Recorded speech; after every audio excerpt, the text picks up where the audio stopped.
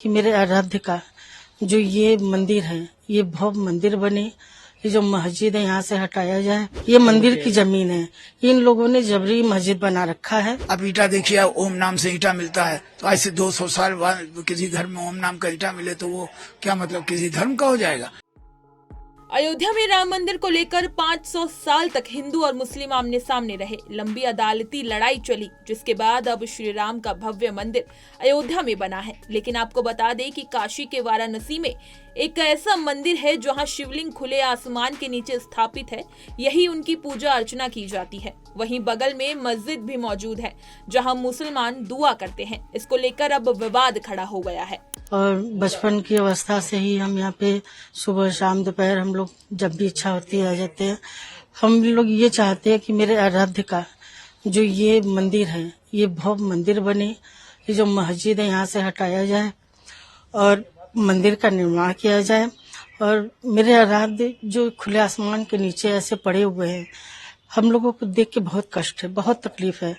ये आप सारा देखेंगे तो ये नहीं बन पाता है। हम लोग साल भर में 3-4 ऐसे भव पूजा होते हैं, जो विशेष पूजा होते हैं, जो हम लोग करवाते हैं, तो ये मुसलमान लोग नहीं करने देते हैं, फोर्स बुला लेते हैं। तो हम लोग चाहते हैं कि ये सब टिटिम्मा खत्म हो और हमारे मंदिर का निर्माण हो। ये मंदिर की जमीन है या मंदिर है? ये मंदिर की जमीन है, इन लोगों ने जबरी मस्जिद बना रखा है। और ये मंदिर, यहाँ की मस्जिद ही पहले नहीं था। ये हम लोग के पूर्वजों ने हम लोग को बताया है कि ये मंदिर ही था, लेकिन जब इसको तोड़वाया गया तो इन लोगों ने मस्जिद बनवा लिया। बस अब मेरे जो बुजुर्ग लोग, हमारे पूर्वज लोग जो हम लोग को बताते थे, वही हम लोग जानते हैं। और जब से हम लोगों ने होश संभाला है, तब से हम लोगों ने इस मंदिर को देखा है। और हम लोग बचपन काल से अपने यहाँ पे पूजा अर्चना सारा हम लोग करते आ रहे हैं और विशेष पूजाएं भी होती हैं। उस जमाने में चीजों के स्ट्रक्चर, चूंकि हिंदू बाहुल्य देश है और चूंकि तो जो भी पत्थर या आपके ईंटे जो भी हैं उसमें तरह तरह की आकृति बनी रहती थी। और आज भी अब ईटा देखिए, ओम नाम से ईटा मिलता है, तो आज से 200 साल बाद किसी घर में ओम नाम का ईटा मिले तो वो क्या मतलब किसी धर्म का हो जाएगा। उससे धर्म का कोई लेना देना नहीं है। वो तो उस जमाने में के चलन में जो पत्थर थे, जो ईंटे थे, हाँ जो थे, तो वो चले आ रहे हैं। तो चूंकि अब उसको तोड़ तोड़ के तो लगाया नहीं गया, वो तो अब क्यों लगाया गया, कैसे लगाया गया, इस बारे में तो हम नहीं पूरा कह सकते। लेकिन उस जमाने का वही स्कल्पचर था, वही तरीका था। ये कृतिवासेश्वर का वहाँ पे जो बता रहे हैं, वहाँ पे पूजा कब से हो रही है सर?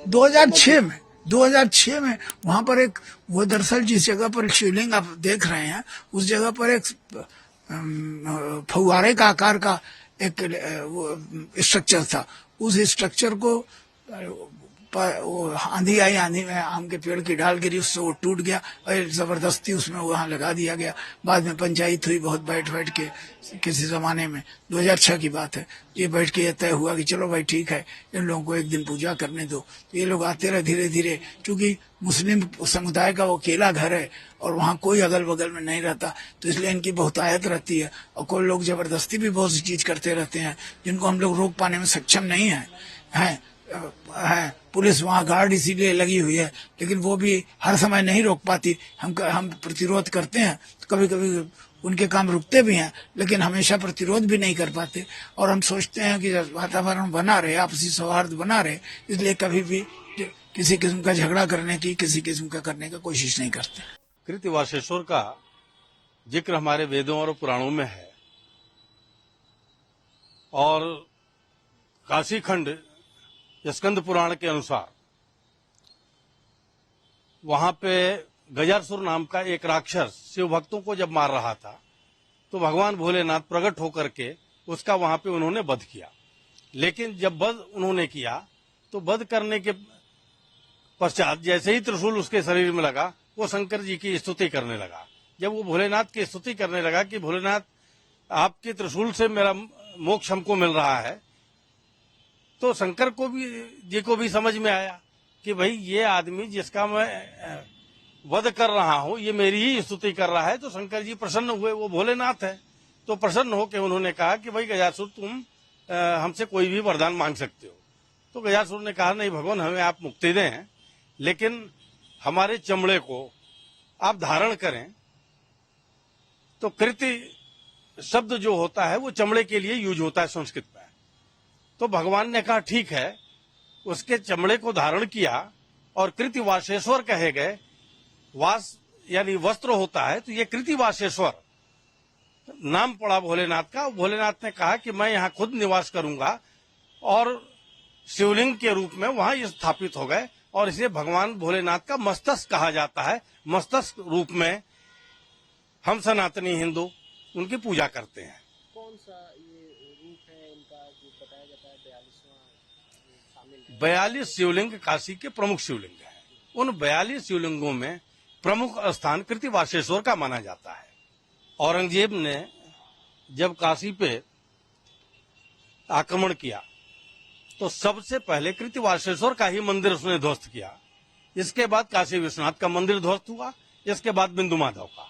और इन 3 बड़े प्रमुख मंदिर थे काशी के, और इन 3 मंदिरों को तोड़ने के बाद 10,000 मंदिर को तहस नहस किया गया इस काशी के अंदर। तो इन्हीं चीजों को लेकर के हमने जब अदालत में याचिका दाखिल किया तो अदालत ने हमारी बात को समझा और हमारे केस को स्वीकार किया। हम अपने याचिका के माध्यम से न्यायालय से ये चाहते हैं कि पूरा कृति वासेश्वर का परिसर हम हिंदुओं को सौंपा जाए, गैर हिंदुओं का प्रवेश वर्जित हो और एक भव्य मंदिर के निर्माण का रास्ता प्रशस्त हो सके। इसी तरह की तमाम खबरें और अन्य अपडेट्स के लिए बने रहिए हमारे साथ और देखते रहिए punjabkesari.com।